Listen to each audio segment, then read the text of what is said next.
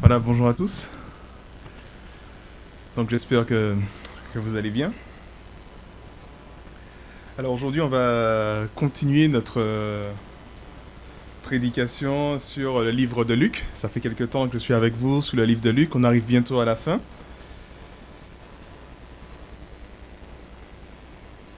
C'est vrai que tout au long de l'évangile de Luc, nous voyons un Jésus qui est plutôt confiant.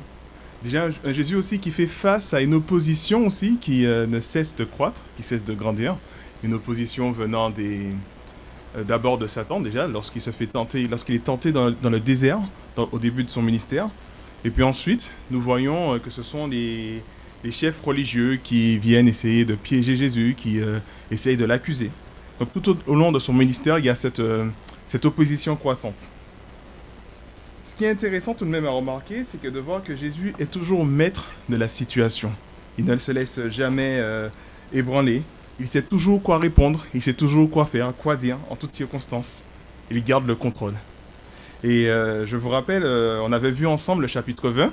Et c'est vrai qu'au chapitre 20, on voit particulièrement cette hostilité vis-à-vis de Jésus, où les chefs religieux, Jésus vient d'arriver à Jérusalem, et les chefs religieux sont en colère parce qu'ils ont vu que Jésus a arrêté en quelque sorte le marchandage qu'il faisait dans le temple. Jésus a restauré le temple pour ce qu'il est, un temple, un lieu de prière et non un lieu pour vendre, pour acheter, ce n'est pas un marché. Et Jésus a restauré le temple et on voit les chefs religieux qui sont en colère contre Jésus et ils essayent de le discréditer, ils essayent de le piéger à travers différentes questions. Et c'est toujours un plaisir de lire ce passage parce qu'on voit vraiment que Jésus va répondre à ses opposants magistralement avec sagesse, avec pertinence, de telle sorte qu'à la fin, ben, c'est eux qui vont garder le silence. Ils ne sauront pas quoi dire à Jésus parce que voilà. Et on voit que les pièges, les questions étaient tendancieuses, il y avait des pièges et tout, et il a su répondre avec une sagesse incroyable.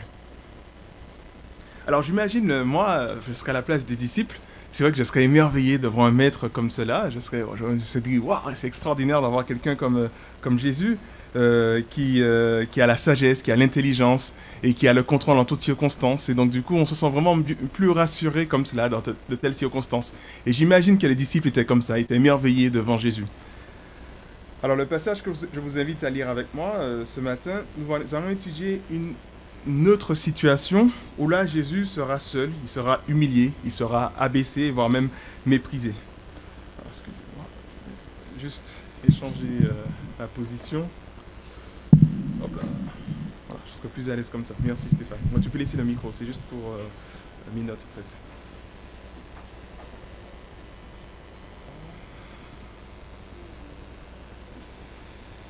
Et voilà, donc moi, c'est quand j'en étais. Oui, voilà, donc moi, vraiment que Jésus, il se retrouve seul, humilié, abandonné de tous. Et ses ennemis semblent avoir eu raison de lui dans le passage que nous allons étudier. Et on voit que la situation a changé. Les forces des ténèbres semblent avoir pris le dessus. D'ailleurs, c'est ce que Jésus dira lorsqu'il va se faire arrêter dans le jardin de Gethsémani. Il y a ses opposants qui seront là. Et lui, il va dire, mais maintenant, c'est votre heure. Et les ténèbres vont exercer leur pouvoir. Parce que c'est le moment où ils ont eu cette possibilité d'avoir le dessus sur Jésus. Mais même dans cette situation, Jésus reste tout de même maître des événements, parce qu'il avait déjà prévu cela. À plusieurs reprises dans l'évangile de Luc, il annonce le fait qu'il va être rejeté du peuple, qu'il va être rejeté par les chefs religieux, et le fait qu'il va être condamné à mort. Donc il savait déjà cela, il avait déjà annoncé ces choses, donc il n'était pas surpris. Alors je vous invite à lire avec moi ce passage. C'est dans Luc chapitre 22, verset 63, jusqu'au chapitre 23, verset 25. Cela concerne les différents procès de Jésus devant le Sanhédrin, devant le conseil religieux, et ensuite devant Pilate et Hérode. Alors je lis. Les hommes qui gardaient Jésus se moquaient de lui et le frappaient. Ils lui couvraient le visage et criaient « Hé, fais le prophète, dis-nous qui te frappe !» Et ils l'accablèrent d'injures. On m'entend bien sur Zoom quand je me tourne ou... Ah, c'est bon. Akli me dit oui qu'on m'entend bien sur Zoom. Ok, merci. Alors je continue. Dès le point du jour, les responsables du peuple, les chefs des prêtres et les spécialistes de la loi se réunirent et firent amener Jésus devant leur grand conseil. L'interrogatoire commença. Si tu es le Messie, déclare-le-nous. Jésus leur dit. Si je vous réponds, vous ne croirez pas. Et si je vous pose des questions, vous ne me répondrez pas. Mais à partir de maintenant, le Fils de l'homme siégera à la droite du Dieu Tout-Puissant. » Alors ils se mirent à crier tous ensemble, « Tu es donc le Fils de Dieu ?» ?»« Vous dites vous-même que je le suis, répondit Jésus. Là-dessus, il s'écria, « Qu'avons-nous encore besoin de témoignages? Nous venons de l'entendre nous-mêmes de sa bouche. » Chapitre 23. Toute l'assemblée se leva et l'emmena devant Pilate. Là, ils se mirent à l'accuser. « Nous avons trouvé cet homme en train de jeter le trouble parmi notre peuple. Il interdit de payer l'impôt à l'empereur, et il déclare qu'il est le Messie, le roi. » Alors Pilate l'interrogea. « Es-tu le roi des Juifs ?» lui demanda-t-il. « Tu le dis toi-même, répondit Jésus. » Pilate dit alors au chef des prêtres et aux gens rassemblés, « Je ne trouve chez cet homme aucune raison de le condamner. » Mais ils insistèrent de plus en plus, disant, « Il soulève le peuple avec ses idées, il a endoctriné toute la Judée, il a commencé en Galilée et il est venu jusqu'ici. » Quand Pilate entendit parler de la Galilée, il demanda si cet homme était galiléen. Apprenant qu'il revenait bien de la juridiction d'Hérode, il l'envoya à ce dernier, qui justement se trouvait lui aussi à Jérusalem. Durant ces jours-là, Hérode fut ravi de voir Jésus, car depuis longtemps il désirait faire sa connaissance, parce qu'il avait entendu parler de lui, et il espérait lui voir faire quelques signes miraculeux. Il lui posa de nombreuses questions, mais Jésus ne lui répondit pas un mot. Pendant ce temps, les chefs des prêtres et les spécialistes de la loi se tenaient là debout, lançant avec passion de graves accusations contre lui. Alors Hérode le traita avec mépris. Ses soldats en firent autant. Ils se moquèrent de lui en le revêtant de manteaux magnifiques. Hérode le fit reconduire ainsi à chez Pilate. Hérode et Pilate, qui jusqu'alors avaient été ennemis, devinrent amis ce jour-là. Pilate convoqua les chefs des prêtres, les dirigeants et le peuple. Il leur dit, « Vous m'avez emmené cet homme en l'accusant d'égarer le peuple. Or, je l'ai interrogé moi-même devant vous. Et je ne l'ai trouvé coupable d'aucun des crimes dont vous l'accusez. Hérode non plus d'ailleurs, puisqu'il nous l'a renvoyé. Cet homme n'a rien fait qui mérite la mort. Je vais donc lui faire donner le fouet et le relâcher. » À chaque fête de la Pâque, Pilate devait leur accorder la libération d'un prisonnier. Mais la foule tout entière se mit à crier, « À mort! Relâche Barabbas !» Ce Barabbas avait été mis en prison pour une émeute qui avait eu lieu dans la ville et pour un meurtre. Mais Pilate, qui désirait relâcher Jésus, s'adressa de nouveau à la foule, la parole à la foule, qui se mit à crier, « Crucifie-le! Crucifie-le » Mais enfin, leur demanda-t-il, « Pour la troisième fois, qu'a-t-il fait de mal? Je n'ai trouvé en lui aucune raison de le condamner à mort. Je vais donc lui faire donner le fouet, puis le remettre en liberté. » Mais ils devinrent de plus en plus pressants et exigèrent à grands cris sa crucifixion. Finalement, leurs cris l'emportèrent. Pilate décida alors de satisfaire à leur demande. Il relâcha donc celui qu'il réclamait, celui qui avait été emprisonné pour une émeute et pour un meurtre, et leur livra Jésus pour qu'il fasse de lui ce qu'il voulait. Alors c'est ici que s'arrête notre lecture. Alors nous voyons une situation plutôt alarmante, n'est-ce pas, hein, où les ennemis de Jésus ont pu obtenir ce qu'ils voulaient, c'est-à-dire la condamnation à mort de ce dernier. Mais je voudrais quand même préciser que la Bible est claire à ce niveau, c'est que si Jésus a accepté de subir une telle épreuve, c'était en vertu de sa mission où il était venu apporter le salut à Israël, en tant que une mission substitutive, si vous voulez. C'est-à-dire que ce que les prophètes avaient déjà annoncé, il devait libérer le peuple des conséquences du péché à travers sa mort et sa résurrection. Et libérer tous ceux, justement, qui ont mis leur foi en lui. En subissant pour eux le châtiment qui donne la paix. Le châtiment qui donne la paix, ça peut nous rappeler aussi Ésaïe 53. Parce que c'est sur lui qui est tombé ce châtiment pour que nous puissions avoir cette paix. Donc Jésus est le représentant de tous ceux qui ont cru et qui vont croire en lui. Et j'aimerais aborder ce passage avec vous sur une perspective que l'Épître aux Hébreux met en avant, et je vais vous lire quelques passages de l'Épître aux Hébreux. C'est que, alors je vous lis, parce qu'il l'auteur arrive à une conclusion intéressante en ce qui concerne Jésus en tant que notre représentant, en tant que notre médiateur. Alors il nous dit au chapitre 4, verset 15, « En effet, nous n'avons pas un grand prêtre qui serait incapable de compatir à nos faiblesses. Au contraire, il a été tenté en tout point, comme nous le sommes, mais sans commettre de péché. » On voit cette proximité entre Jésus et nous dans l'expérience que nous avons vécue sur terre. Ensuite, le chapitre 2, dans la même continuité, nous dit aussi, car puisqu'il a lui-même été éprouvé dans ce qu'il a souffert, il peut secourir ceux qui sont éprouvés. Alors c'est sous cet angle-là que j'aurais bien aimé aborder le chapitre que nous avons lu aujourd'hui. Donc, je vous conseille aussi, si vous avez vos Bibles, je vous encourage peut-être à garder vos Bibles avec vous, comme ça vous allez peut-être mieux comprendre et apprécier le message, puisque je vais certainement revenir sur quelques passages dans ce texte. Donc voilà. En tout cas, donc on va aborder ce texte sur cet angle-là. On va essayer de voir un peu l'expérience de Jésus, ce qu'il a vécu et qu'est-ce que cela nous apprend, puisqu'étant donné qu'il est notre médiateur, celui qui nous représente et celui qui a souffert comme nous et qui comprend nos souffrances. Donc, premièrement, comme nous, Jésus a expérimenté l'injustice. Parce que s'il y a un sentiment qui doit être éveillé en nous à la lecture de ce texte, c'est certainement ce sentiment d'injustice. Et c'est vrai que l'auteur, Luc, de cet évangile, insiste particulièrement sur le tort que Jésus subit, en fait. Et c'est vraiment d'insister pour montrer que, justement, Jésus était innocent. Et là, je vous ai listé quelques éléments qu'on trouve dans le texte. Alors, la liste n'est pas forcément exhaustive, mais ce sont des éléments où on voit que, justement, que Jésus était innocent, et l'auteur insiste particulièrement sur ce fait. Alors, verset 63, on l'accuse d'être un faux prophète. Je rappelle vite fait qu'au verset 63, il était battu. On lui disait, fais le prophète et dis-nous qui te frappe. Or, ce qui est intéressant, c'est que juste avant, Jésus avait déjà montré qu'il était un prophète, en annonçant le reniement de Pierre. Parce que Jésus lui avait annoncé ce reniement, par 3 fois tu vas me renier, et lorsque le corps chantera, tu m'auras renié 3 fois. Et on voit que finalement, cette prophétie s'est réalisée. Donc on voit que finalement, Jésus est un véritable prophète, pourtant, on l'accuse d'être un faux prophète. On voit aussi la réponse clairvoyante de Jésus au verset 67 et 68. Il leur dit que si je vous réponds, vous n'allez pas me croire. On lui demande, es-tu le Messie? Mais si je vous réponds, vous n'allez pas me croire. Et si je vous pose des questions, vous n'allez pas me répondre.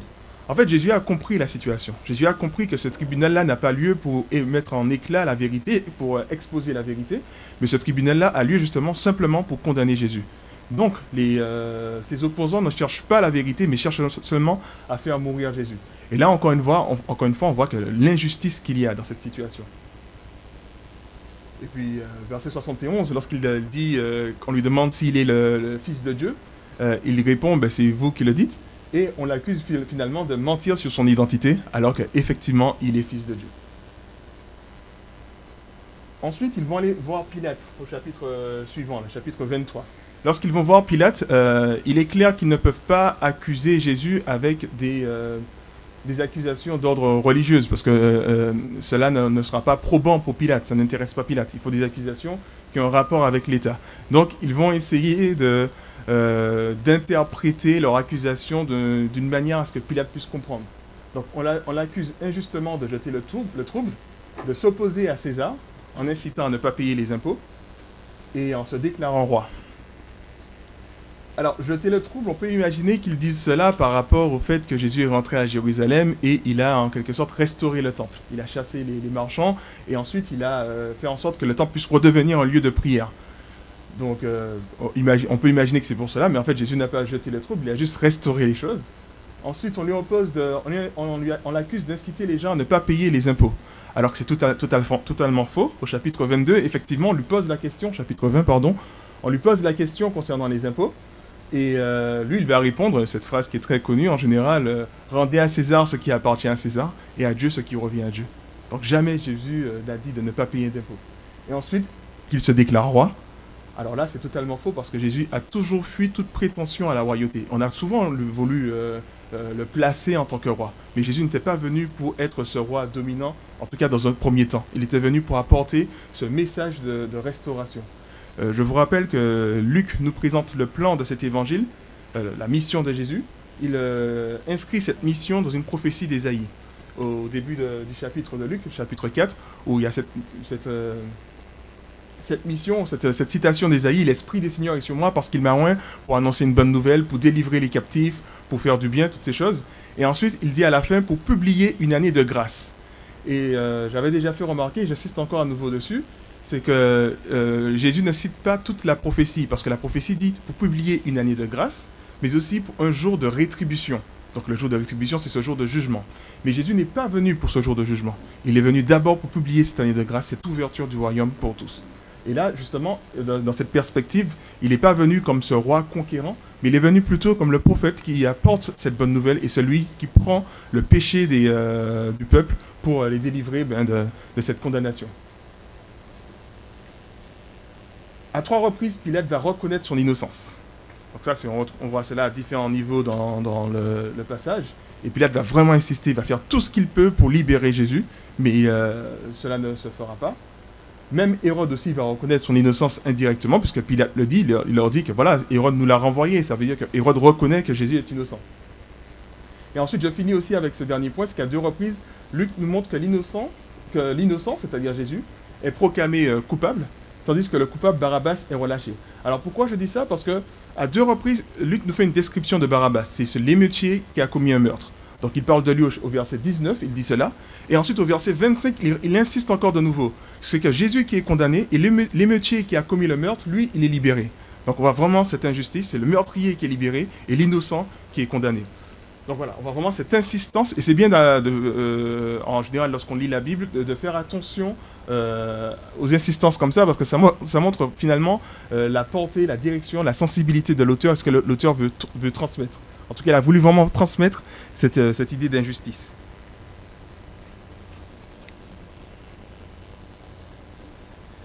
Alors, ce que Jésus a vécu, c'est pas quelque chose d'unique dans l'histoire. Hein.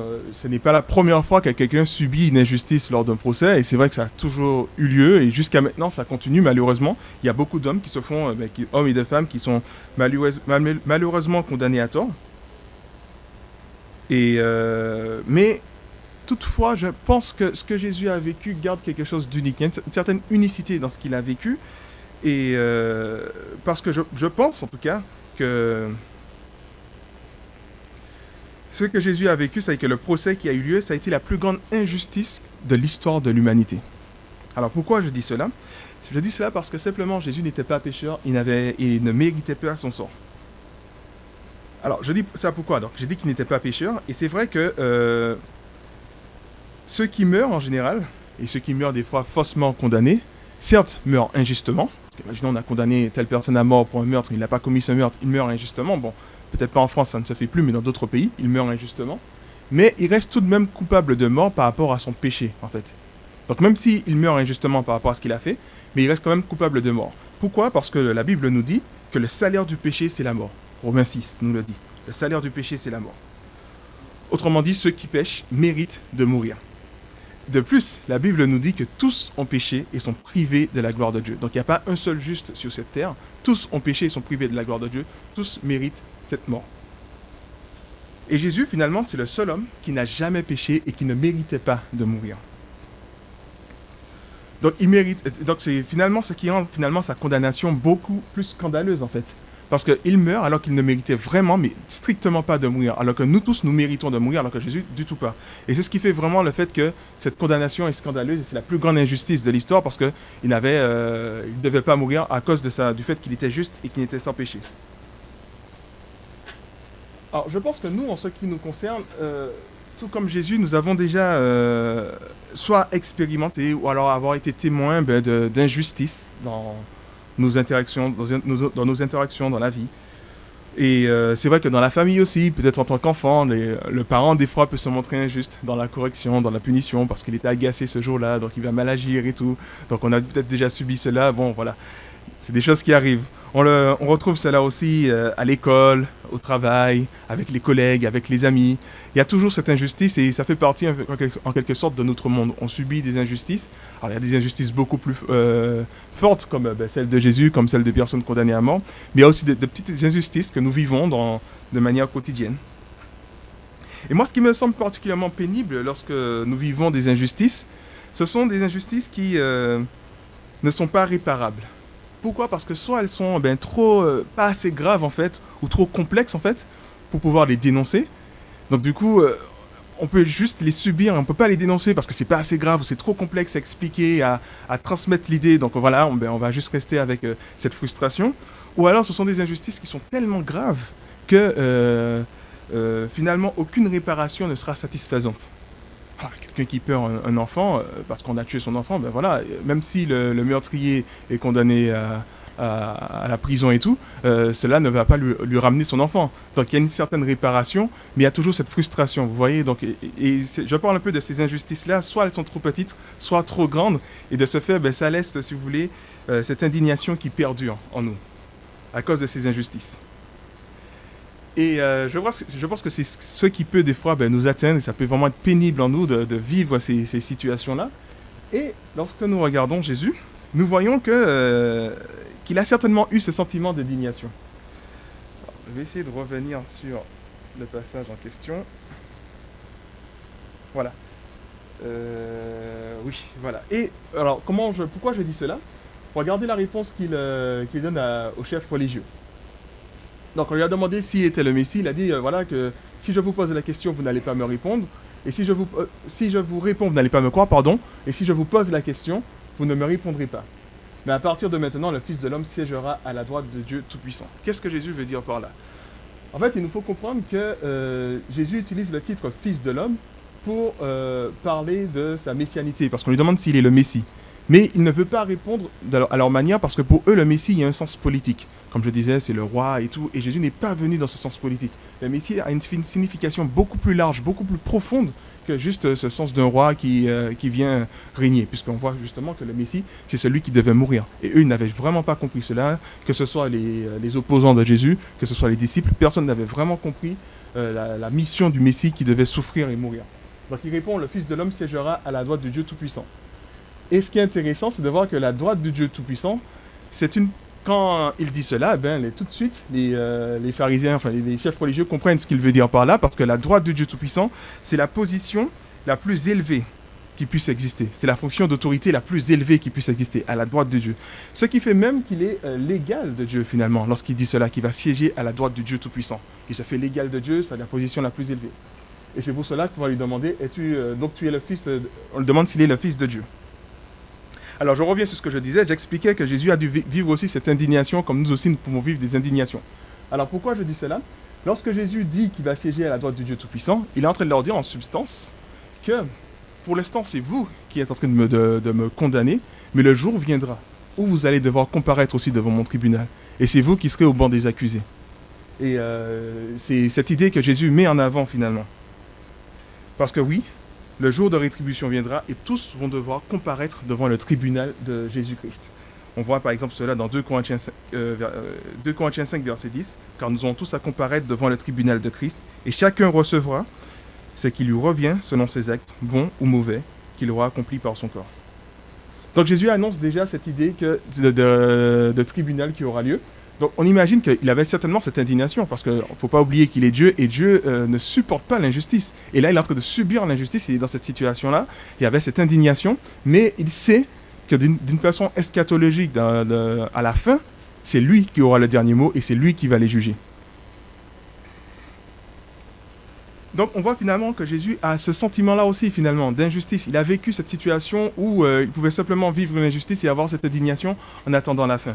Et c'est vrai qu'en attendant, nous sommes obligés soit de nous contenter en tant qu'être humain d'une justice, je dirais, d'une justice imparfaite, je dirais, puisque c'est vrai que la justice que nous avons sur Terre n'est jamais totalement parfaite. Il y a toujours, elle ne tient pas compte de tous les éléments en fait. Donc du coup, la justice humaine n'est jamais parfaite. Alors soit on se contente de cela en attendant, ou soit on attend, tout comme Jésus a attendu, cette perspective de justice finale, où là, justement, elle sera parfaite, cette justice. Mais en attendant, Jésus, qui est notre représentant, notre médiateur, celui qui nous comprend, je crois que nous pouvons compter sur lui en tant que médiateur, et ne pas garder peut-être cette rancune, cette haine, ou cette... alors peut-être pas une haine, je dirais, mais cette indignation au fond de nous, et finalement, c'est comme un cancer qui nous ronge. Mais je crois que c'est celui qui nous comprend, qui comprend nos souffrances, qui comprend nos difficultés, qui comprend ces injustices que nous pouvons vivre. Et nous pouvons simplement déposer cela entre ses mains. Et c'est celui qui saura nous réconforter. C'est celui qui va nous apporter la consolation nécessaire. Non seulement parce qu'il est Dieu, mais c'est aussi parce qu'il a vécu cette expérience humaine comme nous. Il sait ce que c'est de vivre des situations d'injustice. Et ça, je trouve cela merveilleux. Je trouve que c'est vraiment un sujet d'encouragement pour nous. Lorsque nous vivons ces situations de difficulté, nous savons que nous avons un médiateur. Nous savons que nous avons ce grand prêtre, comme on l'a vu dans Hébreux, qui n'est pas indifférent face à nos souffrances, mais qui a vécu aussi ces difficultés. Et j'aimerais aussi insister sur le fait, alors je parlais du fait qu'on puisse avoir ce sentiment d'indignation. Je crois que Jésus aussi nous invite à aller plus loin par rapport à cela. Je pense qu'il nous invite aussi à pardonner l'autre aussi. Il nous invite à pardonner parce que justement, lorsque nous appartenons à Jésus et que nous avons mis notre confiance en lui, nous réalisons que nous avons vécu cette grâce, ce pardon venant de Dieu. Et nous aussi, nous sommes appelés à exprimer ce même pardon. Et d'ailleurs, c'est ce que Jésus a fait. Jésus, non seulement il le dira à la croix, « Père, pardonne-leur, parce qu'ils ne savent pas ce qu'ils font ». Donc on voit Jésus avec ce sentiment toujours de compassion, même envers ses ennemis.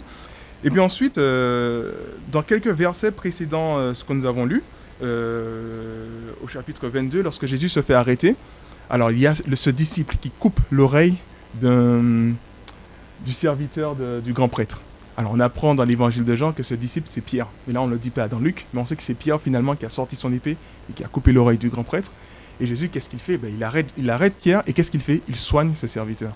Donc non seulement il pardonne, mais c'est celui aussi qui manifeste de l'amour envers ses ennemis.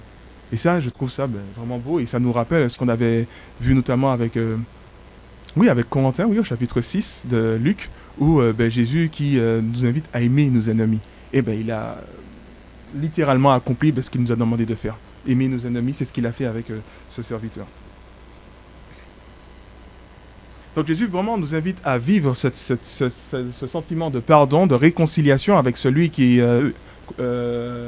lorsque nous subissons cette injustice. Et je crois que c'est Jésus aussi, c'est celui qui nous comprend parfaitement. On peut vraiment se tourner vers lui et trouver un réconfort. C'était le point que j'ai voulu mettre en avant à travers, en tout cas, ce premier élément. Et je vais m'arrêter maintenant sur un deuxième point, une expérience que Jésus a vécue aussi. Et cette fois-ci, c'est le rejet. Parce que c'est vrai qu'on voit l'injustice dans notre texte, j'ai essayé de bien insister là-dessus, mais on voit aussi ce sentiment de rejet, cette situation de rejet, où Jésus se retrouve seul. Et, excusez-moi, je vais juste remettre. Voilà, j'ai relevé quelques éléments par rapport à ça. Donc, on voit déjà premièrement que Jésus a été abandonné par ses disciples. Effectivement, il se retrouve seul dans cette situation, entouré d'ennemis. Situation assez compliquée. Ensuite, on voit que le seul qui cherche à le défendre, c'est Pilate. Alors là, mes amis, c'est vraiment une situation un peu paradoxale, même bizarre, parce que en étudiant un peu plus le cas de ce personnage, Pilate, on apprend quand même que c'est quelqu'un, et même les historiens le disent, les historiens de l'époque, disent que c'est quelqu'un plutôt de cruel, quelqu'un de plutôt méchant. Il était même quelqu'un de partial, en fait. Il ne cherchait pas la justice. Donc c'était quelqu'un qui agissait selon ses désirs égoïstes, en quelque sorte. Il était tout le temps en guerre avec les chefs religieux et ça ne se passait pas bien, en tout cas, avec le peuple d'Israël. Il était le gouverneur, en tout cas, de la région. Donc Pilate, c'était quelqu'un de peu fréquentable. Et là, finalement, paradoxalement, c'est lui qui décide et qui essaye de justifier Jésus. Enfin, de justifier, de reconnaître, en tout cas, c'est lui qui reconnaît l'innocence de Jésus. Et je vous rappelle aussi qu'au chapitre 13, on apprend de Pilate, puisqu'on n'a pas beaucoup d'éléments sur lui, mais en tout cas au chapitre 13, on apprend que Pilate a tué des adorateurs qui sont venus rendre un culte à Dieu. Et c'est ce qu'on dit à Jésus. On vient lui annoncer que Pilate, voilà, il a tué ces adorateurs qui rendent un culte à Dieu. Et on voit finalement que c'est un homme qui peut se montrer assez cruel, en fait. Et finalement, c'est lui qui essaye de défendre Jésus à plusieurs reprises.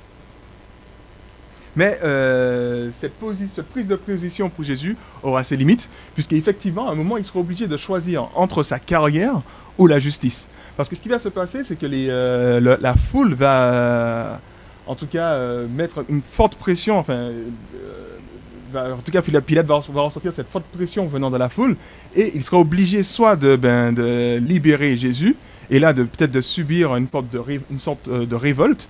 Et donc la révolte, ça veut dire qu'il est un mauvais gouverneur, ça veut dire qu'il aura des comptes à rendre à César, ça veut dire que peut-être qu'il va perdre son poste et tout. Alors soit de satisfaire la demande de la foule, et là finalement il garde son poste et tout le monde est content, mais le juste est condamné. Donc on voit finalement qu'il n'a pas été jusqu'au bout de sa démarche puisqu'il a préféré défendre sa carrière. Alors, à deux reprises, on voit aussi que Jésus subit la violence et la moquerie. Donc, c'est là aussi qu'on voit le rejet, puisqu'on le bat, on se moque de lui. À deux reprises, déjà, ce sont les gardes qui vont le battre, lui demander de faire le prophète. Ensuite, avec Hérode aussi. Hérode qui est vraiment déçu de Jésus parce qu'il voulait... il pensait que Jésus, c'était une série Netflix, je sais pas, où il allait s'amuser devant lui. Enfin, ouais, pas forcément ça, mais il voulait se divertir avec Jésus, en pensant que Jésus allait faire des miracles et tout. Et finalement, non, Jésus n'est pas venu pour cela. Et Jésus ne répond pas à ses demandes. Et finalement, il se moque de Jésus. Et on voit finalement ce sentiment de rejet, ce sentiment où on est exclu en fait, lorsqu'on on se moque de nous. Et le dernier point que j'ai soulevé, c'est la haine croissante de ces accusateurs. Parce qu'on voit des accusations qui commencent au début avec Pilate, doucement, machin, Jésus c'est celui qui sème la zizanie, c'est un fauteur de troubles et tout, et il continue. Et ensuite, il y a un point qui m'a particulièrement marqué, c'est lorsqu'ils accusent,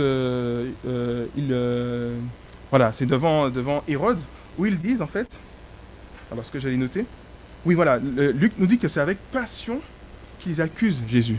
Regarde, il y a toute cette passion, toute cette haine, toute cette implication totale, ils sont en train d'accuser Jésus avec cette passion. Et on voit finalement voilà, que cette haine continue à grandir et à croître. Et ensuite, par la suite, nous voyons que lorsque Pilate essaye de défendre Jésus, tout de suite la foule se met à crier « à mort !» Donc « à mort Jésus !» Donc vous imaginez, vous êtes seul entouré d'une foule, puis on dit « à mort !» on peut vraiment se sentir seul pour le coup. Et ensuite « crucifie-le, crucifie-le !» Donc on voit vraiment cette situation de solitude, cette situation assez difficile. Là encore, ce que Jésus vit, ce n'est pas quelque chose d'exceptionnel, enfin, ça reste tout de même exceptionnel, mais ça s'inscrit en tout cas de ce que les prophètes avant lui ont vécu. Effectivement, les prophètes ont toujours été rejetés par le peuple. D'ailleurs, c'est Jésus qui dira que Jérusalem, toi qui tues tes prophètes. Voilà, le nombre de fois que j'essaie de te rassembler, mais à chaque fois tu tues tes prophètes. Ensuite, Jésus nous dit aussi que, et on comprend cela, pourquoi ? Parce que le message des prophètes était rarement apprécié par les autorités. Parce que c'était toujours un message de repentance, un message de remise en question. Donc finalement, les prophètes n'étaient pas très populaires.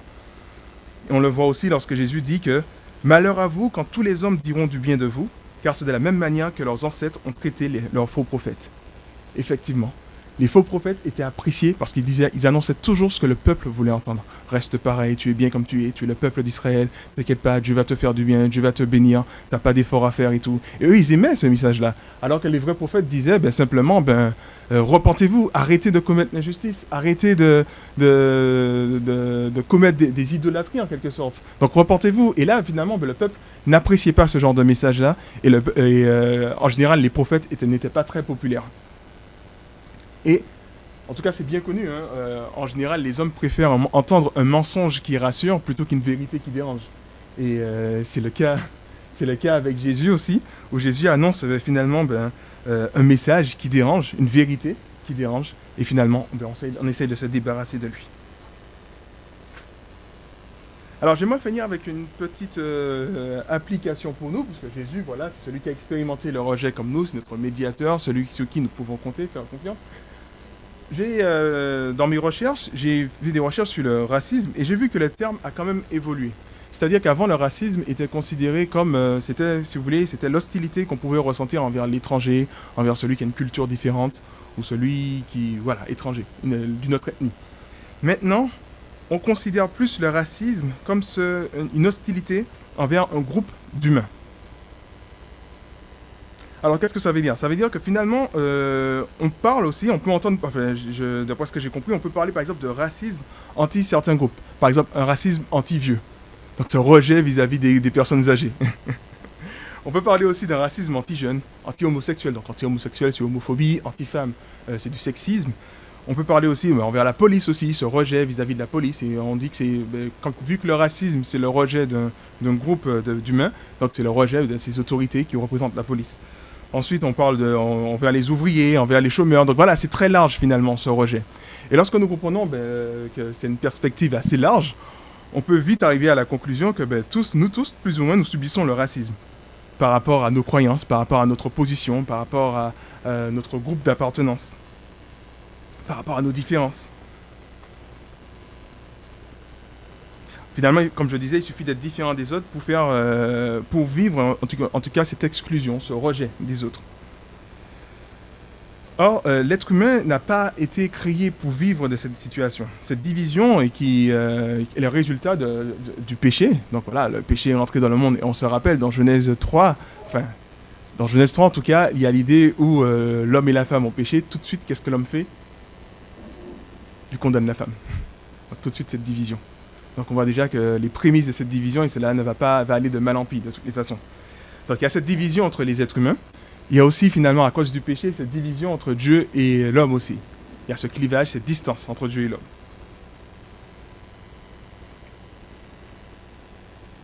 Et je crois que Jésus, c'est celui qui peut nous comprendre et peut comprendre ce sentiment d'abandon, parce que lui aussi, il a vécu le rejet, mais lui, le rejet à l'extrême. Alors déjà, j'ai parlé de rejet plutôt humain à ce niveau-là. Il se retrouve seul face à des ennemis. Même celui qui veut le défendre l'abandonne finalement. Pilate qui veut le défendre finalement l'abandonne, donc il se retrouve seul. Et il va atteindre le paroxysme de ce rejet lorsqu'il va se retrouver à la croix. Et c'est vrai qu'à la croix, il dira « Mon Dieu, pourquoi m'as-tu abandonné ?» Donc finalement, il y aura cette distance avec... Il a été rejeté dans la mesure où il a été retiré des vivants. À mort, ça veut dire quoi? C'est qu'on le rejette, on ne veut plus qu'il fasse partie des vivants en fait. Donc sort de la terre en quelque sorte. Donc il y a ce rejet extrême. Mais en plus, il y a ce rejet aussi vis-à-vis de Dieu, puisqu'il porte les péchés de l'humanité. Il porte, si vous voulez, la coupe de colère de Dieu. C'est ce que on voit en tout cas dans les évangiles. Et finalement, il se retrouve dans cette situation où même Dieu le rejette. Il se retrouve seul à la croix.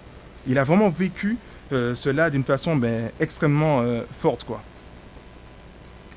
Et ce qu'il y a de merveilleux, c'est qu'il a expérimenté ce rejet à l'extrême, pour que cette séparation d'avec Dieu, pour que nous n'ayons pas à le subir également. Parce que grâce à son sacrifice à la croix, il nous a apporté cette paix, cette réconciliation avec Dieu. Donc finalement, il a subi cette expérience que nous aurions dû subir. Et on parle souvent de l'enfer comme étant ce lieu où il n'y a plus ce contact avec Dieu. Parce qu'on dit souvent, en tout cas la Bible nous présente le monde comme un monde qui est géré par Dieu, et le monde bénéficie toujours des bontés de Dieu. C'est parce que Dieu est bon, il agit toujours, que ce monde reste toujours vivable et appréciable, malgré les injustices, comme j'ai parlé, des souffrances et tout. Et l'enfer, finalement, c'est le lieu où on ne sent plus cette présence de Dieu, on ne sent plus cet amour, on ne sent plus tous ces attributs de Dieu qui donnent du peps, ou encore qui donnent de la couleur à la vie, en quelque sorte.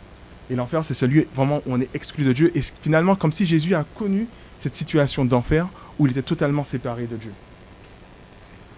Et Jésus a vécu ces choses pour que nous puissions, nous n'ayons pas à subir cela. Alors, il a subi cette condamnation pour nous. Et il a fait cela pour apporter cette harmonie originelle entre les êtres humains déjà, et aussi avec Dieu. Et c'est pour cela aussi qu'il nous invite à vivre cette situation, cette démarche de pardon, comme j'ai parlé précédemment. On peut subir l'injustice, mais cette démarche de pardon a pour objectif et pour perspective cette harmonie, cette réconciliation. Et c'est cela qu'on peut... en tout cas, c'est ce à quoi Jésus nous appelle. Et dès maintenant, dès à présent, nous sommes appelés à devoir vivre dans cette perspective. Puisque nous sommes des rachetés, nous sommes cette nouvelle créature. Si quelqu'un est en Christ, il est une nouvelle création. Les choses anciennes sont passées.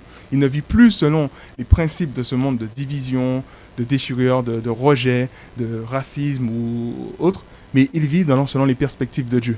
Les perspectives de Dieu, c'est-à-dire que voilà, l'établissement du royaume qui est en train de se faire, ça a commencé avec Jésus, ça continue avec nous. Et nous, par notre façon de vivre, nous pouvons déjà montrer ce que Dieu est déjà en train d'accomplir, ce qu'il a déjà accompli à travers Jésus-Christ. Cette nouvelle création, cette nouvelle restauration, cette paix, où il n'y a plus cette injustice, mais on cherche vraiment l'harmonie. Et par notre façon de vivre, quelqu'un qui ne connaît pas le Seigneur peut se dire « Ah, d'accord, c'est ce que le Seigneur est en train de faire, en fait. » Et c'est l'objectif, en fait, de Dieu, en fait. Et il le voit à travers notre façon de vivre parce qu'on essaie de refléter ce qui va se faire dans la restauration finale.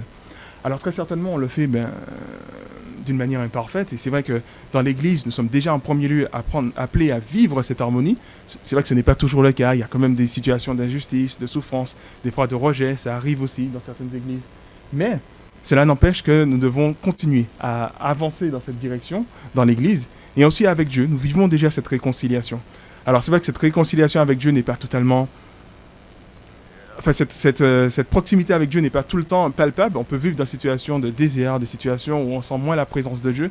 Mais nous savons et nous avons cette ferme assurance que nous serons auprès de Dieu lors de son retour. Nous serons auprès de Dieu et de ce fait, nous allons vivre pleinement cette proximité avec Dieu et nous allons vivre pleinement cette harmonie.